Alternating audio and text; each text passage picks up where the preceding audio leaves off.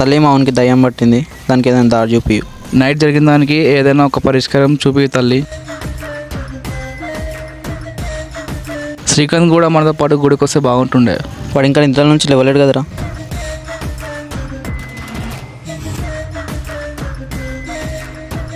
అరే నేను రాత్రి జరిగిన దాని గురించి నాకేం అర్థమవుతలేదురా. వాడు ముందు నుంచి ఎట్లున్నా లేకపోతే రాత్రి నుంచి ఇట్లా అయిందా? ఆ రోజు మేము నలుగురం శ్మశానం కోయి నుంచే ఇట్లా అవుతుంది. మరి మీ ఫ్రెండ్ కార్తిక్ ఏమైంది? అందుకేనేమో కార్తిక్ గారు ఇది చూసే భయపడ్డాడు అనుకుంటా. అందుకే లెటర్ రాసి ఇంటికి వెళ్ళిపోయాడు. అసలు ఆ లెటర్లో ఏముంది? లెటర్లో దీని గురించే, శ్మశానం గురించి రాసిండు. ఏమైంది బ్రదర్? నైట్ మా ఫ్రెండ్కి దయ్యం పట్టినట్టుంది, మొత్తం దయ్యం పట్టినట్టు చేస్తున్నాడు. ఏం చేయాలో అర్థమవుతలేదు. దయ్యమా? అసలు ఏం జరిగింది?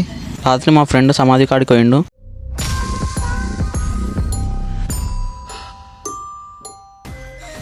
మీరేం టెన్షన్ పడకండి, నాకు తెలిసిన స్వామీజీ ఉన్నారు, చూపిద్దామా మరి పరిష్కారం అనేది దొరుకుతుంది. సరే బ్రో, వస్తాం. సరే.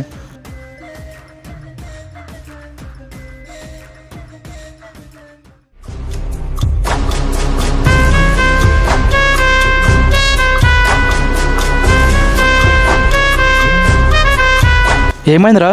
అరే నాకు ఇవన్నీ చూస్తుంటే భయం అవుతుందిరా.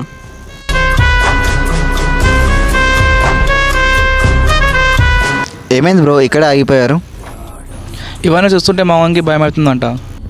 చెప్పినాగా పవర్ఫుల్ స్వామీజీ అని, మీ సమస్యకి పరిష్కారం దొరుకుతుంది ఇక్కడ ఖచ్చితంగా. సరే రండి వెళ్దాం. సరే నడువురా.